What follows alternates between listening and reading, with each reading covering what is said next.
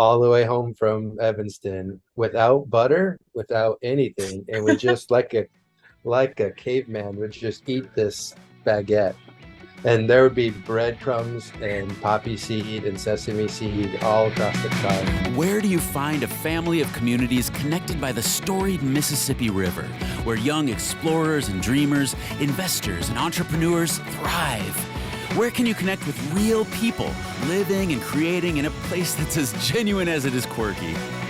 QC, that's where.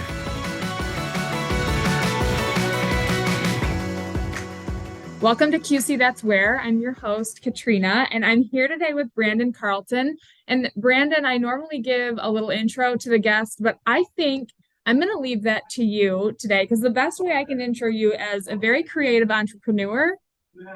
And I want you to go ahead and explain what your title is Okay. and where you're at today. So, Sure. Okay. That sounds good. Yeah, I mean my title, I guess, would be a business owner of Blue Spruce General Store, which is located in downtown Davenport.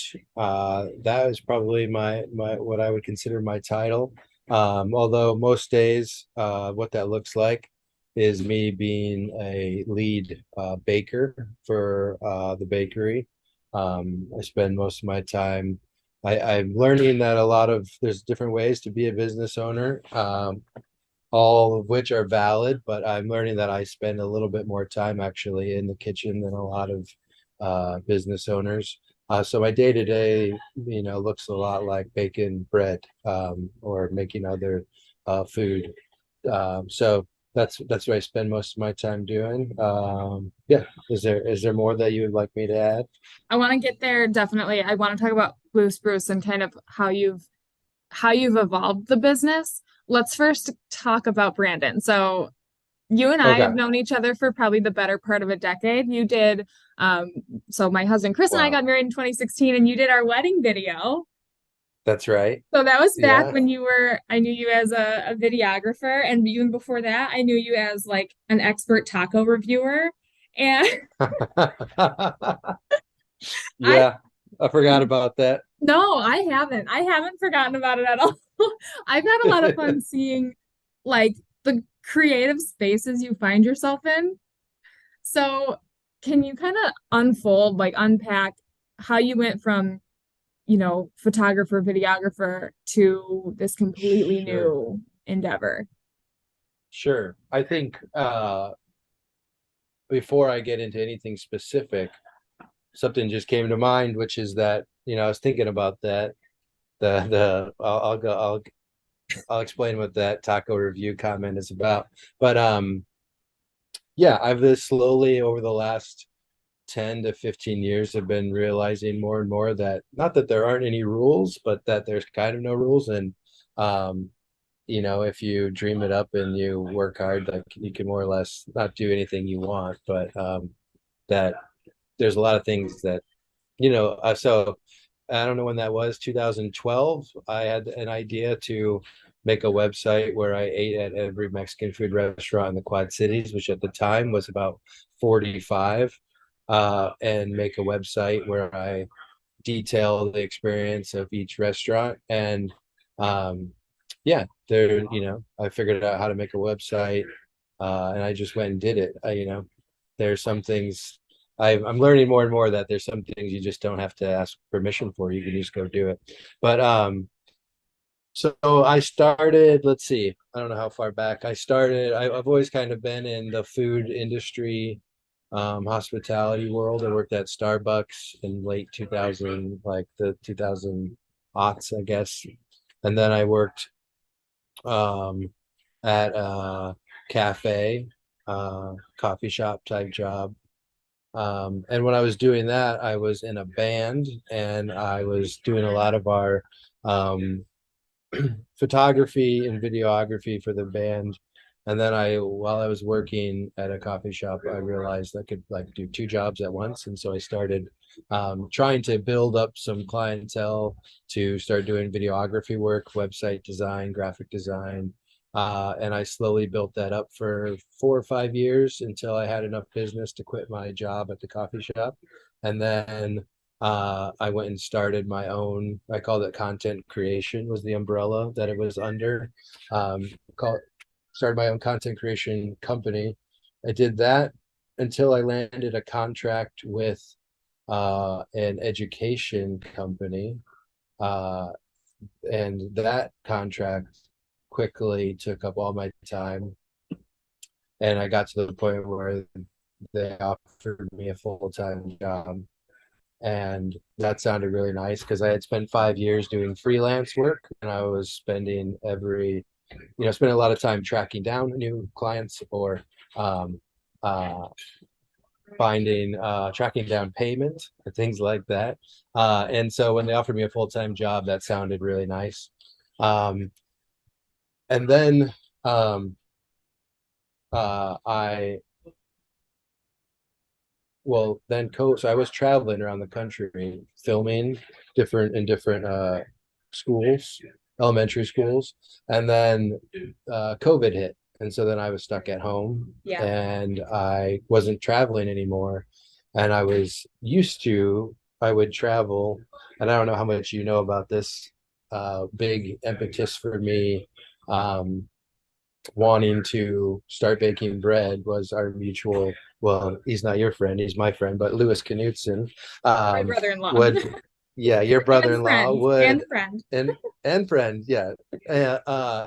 We would travel up to Evanston, Illinois, multiple times a year, sometimes multiple times a month, and we would go to a bakery there, and Lewis would we on the way home, we before we left, we would go and we'd load up, and I'd spend like $50 at this bakery to bring stuff home for myself and my wife. And Lewis would buy one, it's called a demi baguette. It's like 6 inches long, it's really hard, and it's covered in seeds. And Lewis would sit in the passenger seat all the way home from Evanston without butter, without anything, and we just like a caveman would just eat this baguette, and there would be breadcrumbs and poppy seed and sesame seed all across the car. And he, after the first time he did that, I was like, man, there must be something about that bread.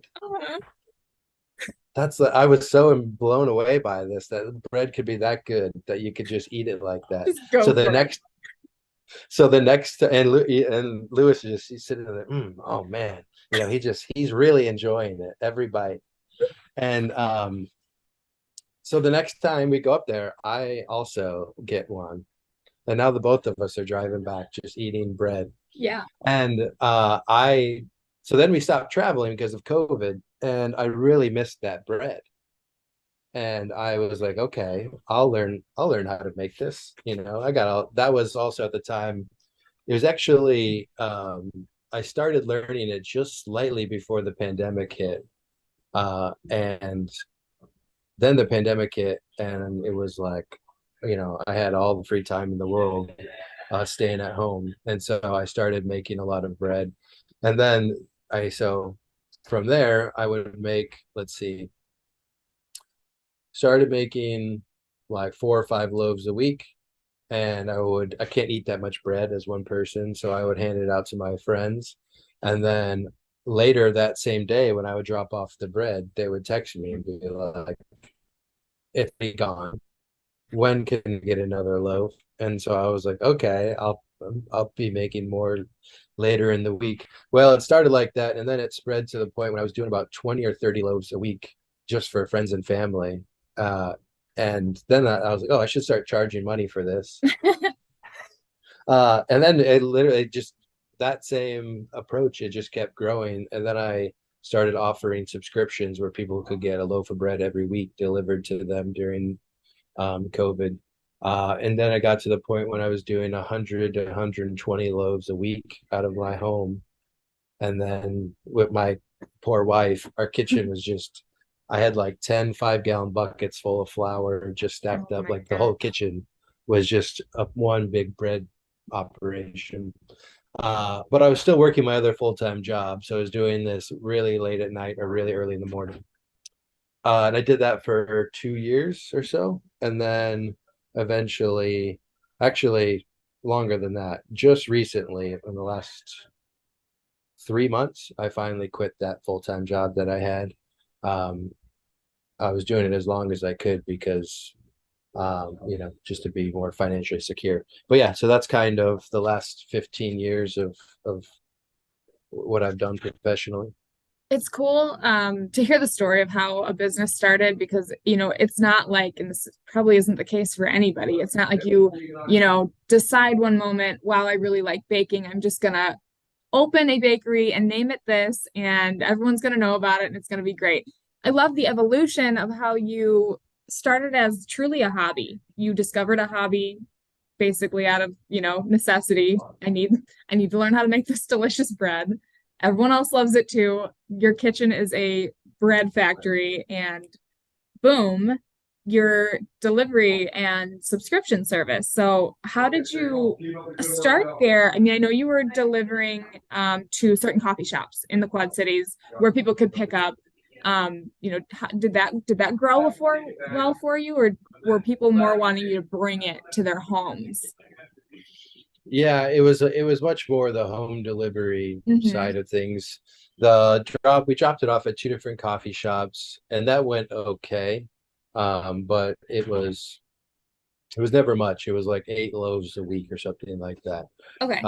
But the subscriptions, I think when they topped out, they were at 120, 150 people a week or so. Mhm. It would fluctuate too, depending on the season and people on vacation and things like that.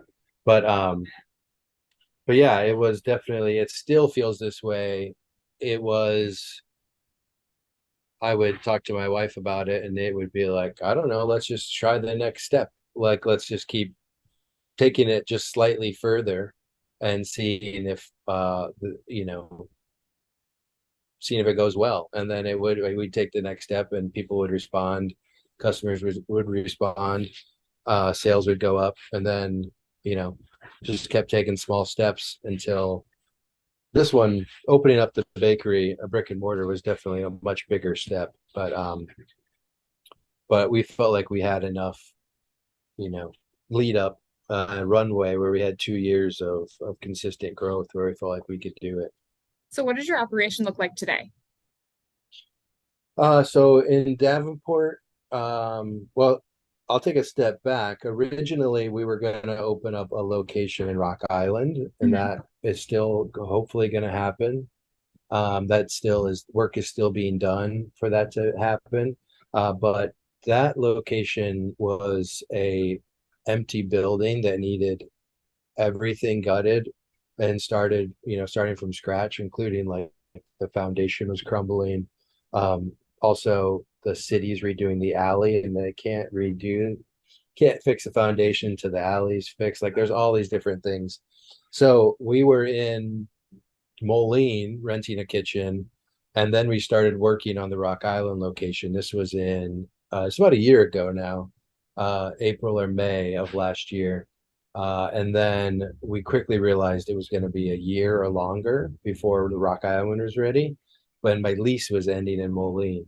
So we were kind of in this tough spot. And then where we're at in Davenport now on Second Street, someone out of the blue called me.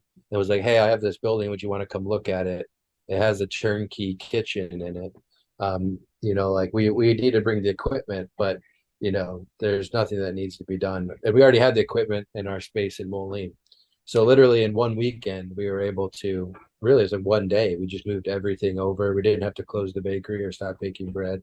Um, and we moved everything to where we're at here in Davenport.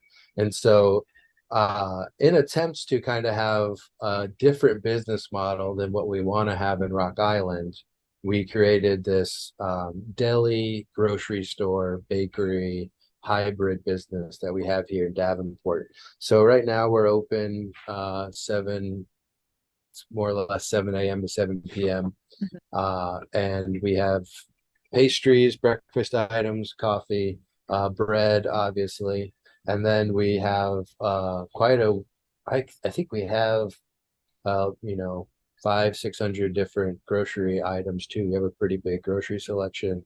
And then we have a specialty meat counter, so you can come and get specialty meat sliced, fresh. And then we have our deli sandwich line. So we have 10, I think it's 10 or 11 sandwiches, couple salads and soups.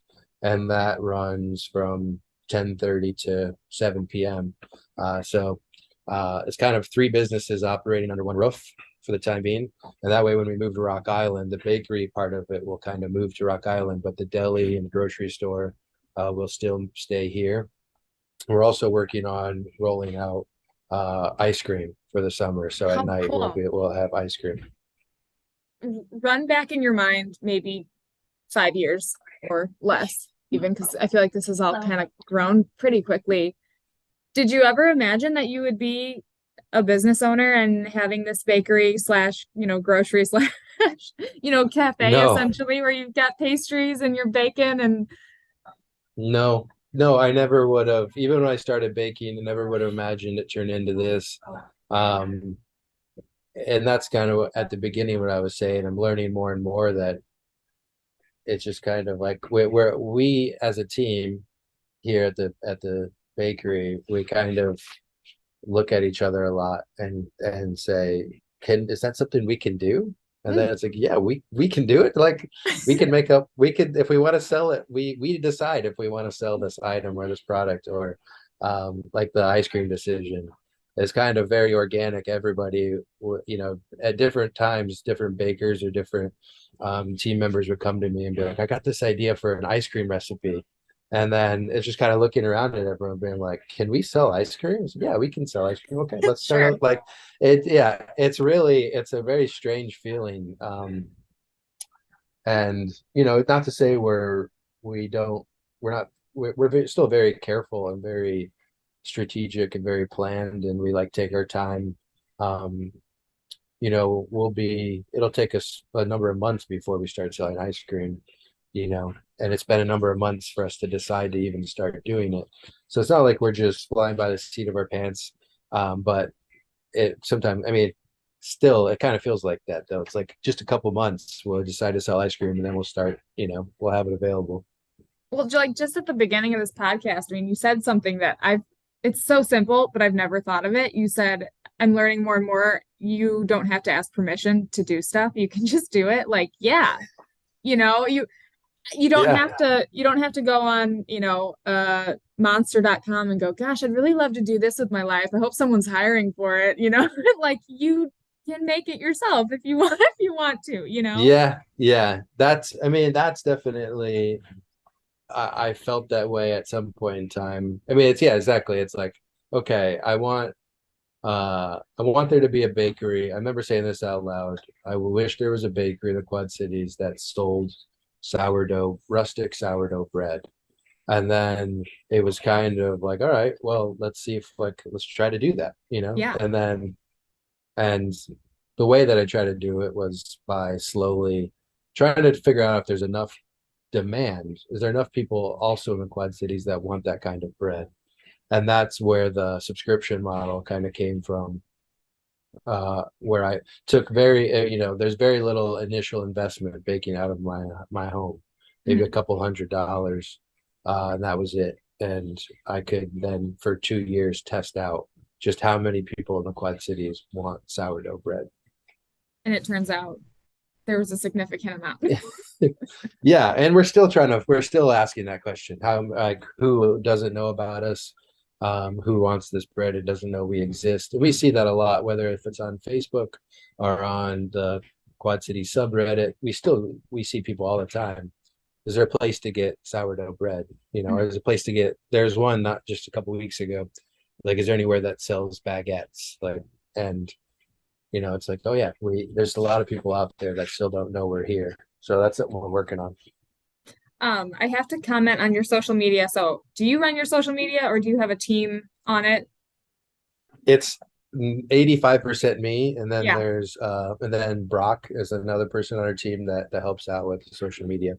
So, I follow your social media and I have to compliment how authentic it really feels and is because it seems like you're almost posting in real time, hey, I'm working on this thing, or I just made this brand new item, cake, bread, pastry, what have you. And I love that you can scroll through and feel like you're, right along for the ride with you. And in particular, this was months ago. I saw a post and I might not have all the details right, but I think there was a couple loaves of bread, a batch that was being made, and it maybe stayed in the oven too long or something. There was something, hey, these got a little too toasty. If you're into toasty bread, come and grab them from me. I've got, it's like you really are just truthful, honest, genuine with what's happening over there on your Facebook. Yeah, that's something that's so not to age, I guess I'll age myself a little bit. I guess I'm an older, I don't know if I'm an older millennial. So I'm 34. I, for the most part, loathe social media. And I know though that I'm aware that it's incredibly vital to run a business Yeah. in 2023. You have to have it.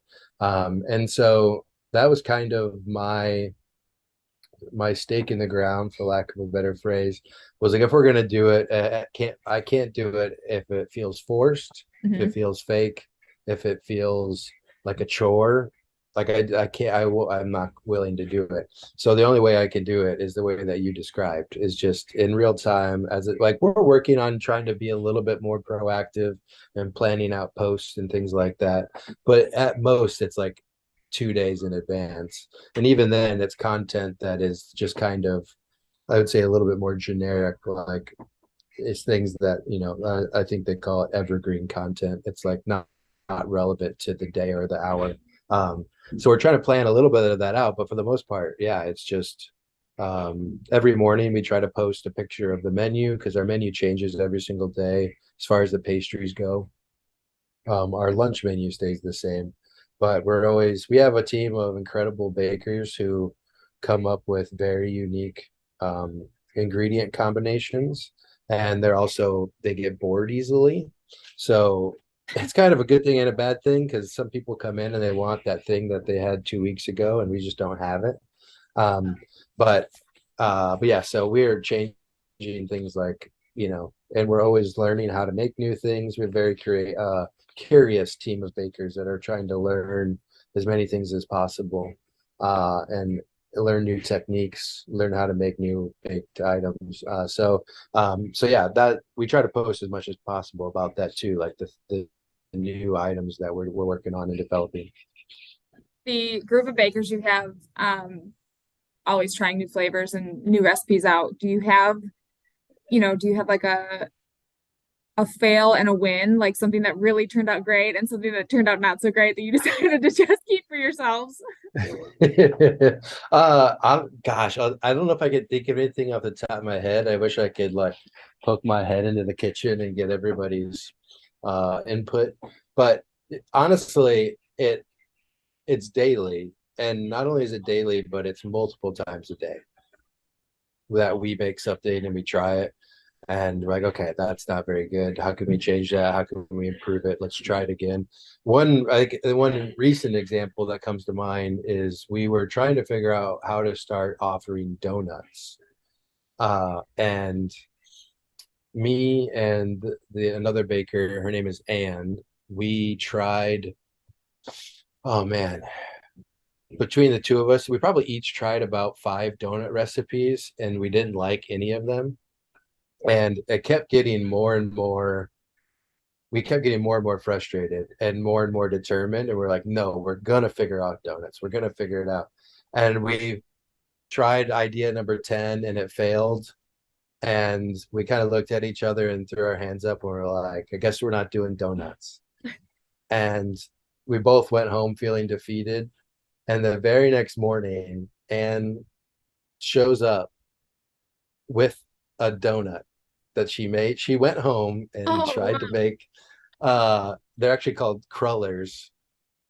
And we tried it, and it was a day old, and it was still amazing. And so she came in and she's like, I got it. I got it. You have to try this. And we finally figured out. And if you haven't had a cruller, like a fresh made, not like from, I found out recently Casey's General Store has crullers. So if that's what you've had, this is like 1,000 times better than that. Um, And so now we have crullers, and that was a whole, it took us a couple of weeks and a lot of failed bad donuts. But yeah, that's an example that comes to I'm mind. ignorant to crullers. What is the difference between a donut and a cruller? Oh, okay. So one of our big challenges, I guess, let me take a step back too and say is that we don't have a fryer. So Oh, okay. baked donuts in general are usually not very good. Fried now, a fried cruller is such a thing and is really, really good. It's kind of similar to churro almost. That might offend people with that. Um, Classical French bakers probably wouldn't like that. But so a cruller is a choux pastry. So I don't know if you've ever had an eclair. Yeah.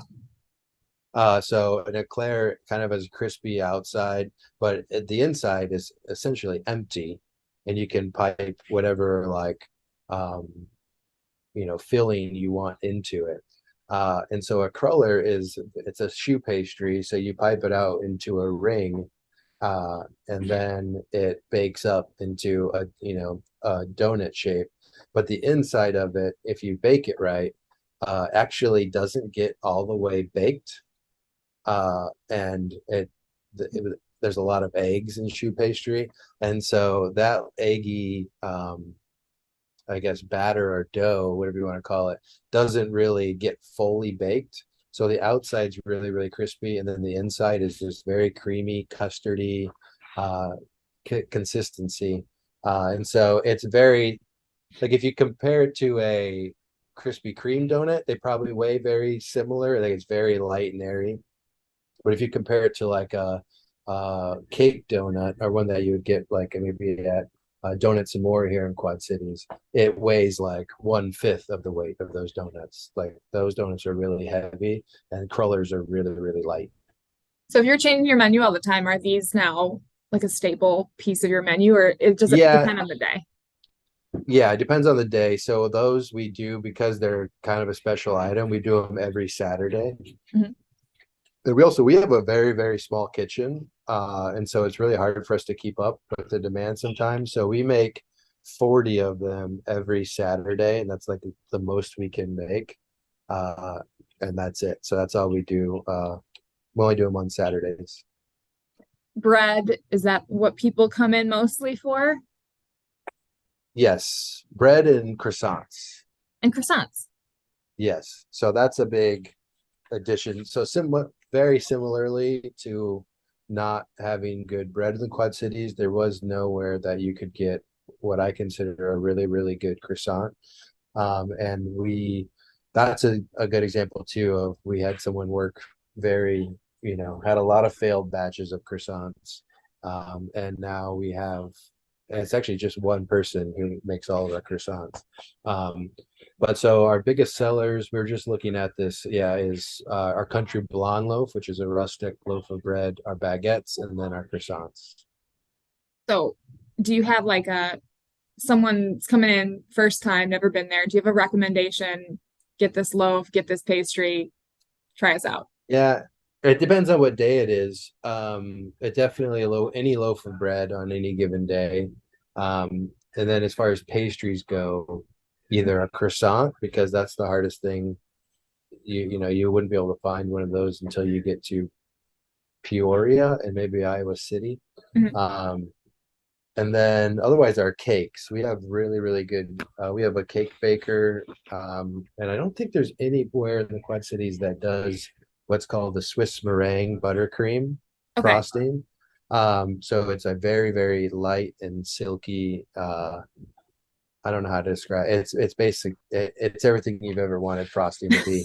Um, and we have very creative flavors. So like we did a tomato jam and goat cheese a couple weeks ago. um I'm trying to think of some of the different flavors we've done, but yeah, our cakes are always very unique, and they're also some of the best cakes that I think that we have here in the Quad Cities. You saw or you posted on I think Facebook maybe a month ago now. It was I think it was a pastry and it actually looked like a plant. Like it had Yeah, okay, what was that? What was that? And I wanted it so bad and I couldn't get there. Yeah, we go through phases as a bakery team. Right now we're in a very we really like bitter things that taste bitter. Mhm. So like burnt lemon is a good example of a flavor. So that one that you're talking about, we were going through a phase where we try to make pastries that look, this is going to sound so pretentious. Um, we try to make pastries that look like they were ruins. So they were like ancient ruins that were stone, Oh, but but then looked like there was new like life growing on it. So like moss or weeds like growing up through the cracks in the cement. So yeah, we went through this a phase a month ago where we were trying to do that. So that was I'm trying to remember everything that was in it. The main thing is we made this thing called we call it beet soil. And so uh you juice beets and then you take the pulp that gets left over and you dehydrate it and then you mix that with crushed up pistachios and sugar and a couple other things that I'm forgetting. And you, when you make that, it looks like it's soil. And then you have like specks of green from the pistachio. So it kind of looks like when you put it on stuff, it just looks like reddish, greenish dirt. And then we poke holes into the pastries before we cook them. And then we put little basil, like the tiniest little basil leaves in there. So it looks yeah. like it's growing up out of the soil. Um, so yeah, that I don't remember what other flavors were in. I think that was a smoked tea. So we've also been drinking a lot of this like smoked Earl Grey or another smoky tea that's called Lapsang Souchong. And we take that smoky tea and we make pastry cream out of it and infuse it into different things. So I think that one was a smoky tea pastry cream added into that with that beet soil. I love that. It was so creative, and all the pictures just look like, I don't know, they look good enough to eat, which is the point. But yeah, that's a great example too of it. Just like, hey, can we do this? Yeah, sure. Why not? Let's just try it. I love that. And we make that's usually on Saturdays. We have a one baker who comes in just to make tarts, and she'll make 20 to 24 of them, and that'll be it for the day. And they always sell out. Mhm. Um, but yeah, it's like we just don't have room in the kitchen to have someone in there every single day doing that. Otherwise, we would, Sure. you know, Do you yeah. have like growth plans from where you're at? I mean, what a question, because all you've been doing is growing the last 2 years, but like what's coming down the pike if you could put a pin in it? Well, so yeah, I sometimes we're like we get caught up in survival mode, which is where I've kind of been for the last I don't know how many months, just trying to really execute on what we're doing right now and doing it really well. Mhm. One area, um, I mentioned earlier that we're open till 7 p.m. for our sandwiches. Yeah. That's actually I'm saying that based off of when I'm assuming this podcast will be released. Okay. That's new. That starts tomorrow, with March 7th. So I We can confirm lately that yes, this is a go now. You okay. can go get them at 7. So that's a big that's a big area of growth for us. We're lately we've only been doing since we've opened, we've only done sandwiches from 10:30 to 2. Mhm. So we've only been open for lunch really for the sandwiches, and now we're opening for dinner. And then we're also oh one this is a accidental pun. One, I guess it's not accidental if I'm planning it. We have a rooftop garden that is happening Oh, that is really exciting. So yeah, um we have a lot of, I think we have, I'm trying to think off the top of my head, around 280 uh seeds already started, or little, what are they? I don't, why can't I think of what they're called? But they've already have, oh, sprouts. We have 280 sprouts worth of seeds, from tomatoes to cucumbers for our pickles to different herbs and spices and things like that. So we have it's over 50 different pots that we have, that we're going to be having growing up on top of the rooftops, where you have access to all of our own. A lot of the stuff that we go through, we're going to be growing for ourselves. And as far as I know, there is no one in the Quad Cities doing that. So that would be really exciting to be able That's to go up incredible. on the rooftop and grab fresh produce.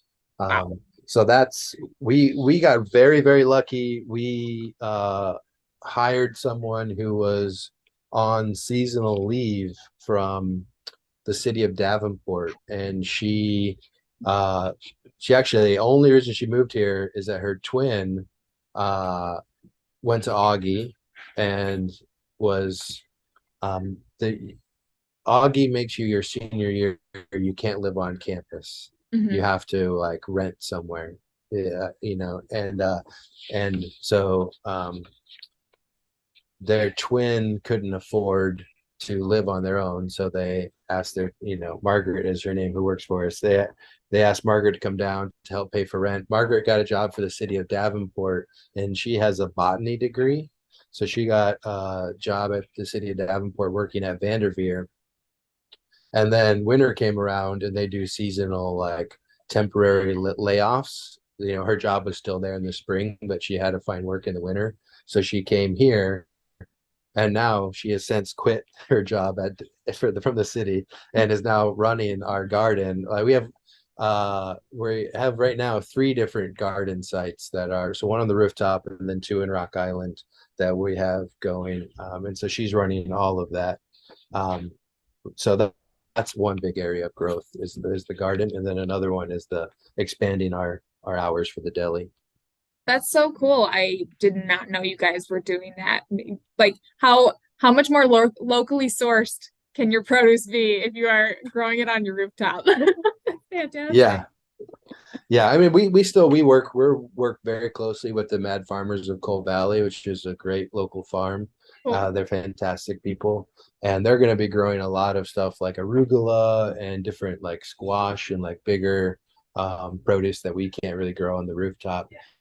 Onions and things like that, where you actually need soil. It's harder to do it in pots. But so yeah, between the Mad Farmers of Coal Valley and our rooftop, yeah, we're hopefully everything will be locally sourced while That's the so weather awesome. allows it. Yeah, for sure. Well, Yeah. I'm so happy to hear that things are growing and evolving, and it's kind of a cool endeavor. And you guys are signed up for QC Restaurant Week, which is March 20th through 26th. So hopefully, if you're listening to this podcast, you will go and check out Blue Spruce in Davenport. Brandon, is there any other insight you'd like to share with us about being a bakery owner? No, I don't know what I'm doing, and I mean that. We're learning. We're learning every single day. We have an amazing team of people who have a wide range of experience in this industry, in other industries, and we all kind of come together. And I feel it feels a little disingenuous sometimes when when I'm given the label of the owner, because it makes it seem like I'm kind of doing it all alone, when really there's just like I don't make any decisions by myself. We have a lot of really smart, talented people here that all come together and make the decisions together. So um yeah, I don't have any. I guess if I had any wisdom, it's to find really good people that you enjoy to work with, who make your life a lot of fun. Well said. Well, on that note, will throw it to you, and I will have you fill in the blank. QC, that's where. Uh, okay. QC, that's where you can find a community of people who want to improve their community. I don't how would you say that? Let me try that again. We can workshop it. I love it. I like where you're Yeah. going with this. Yeah, I don't know, but yeah, the workshop would just be, or the yeah, everybody here is very passionate about the Quad Cities. Everyone that works here and is passionate about making it, seeing it improve and seeing it become a place um, that is inclusive and, um, let's see. Well, I know you'll have to edit this out, but I would like it to be QC. That's where you find people who give a about their community. Hold on one second. Brock's here. Brock, QC, we got to do the QC. That's where thing. How do we say QC? That's where people give a shit, but they can't say that. QC cares. That That's doesn't such work. a nice Nope. way to. QC cares. I like that. I don't know. Do you have any idea?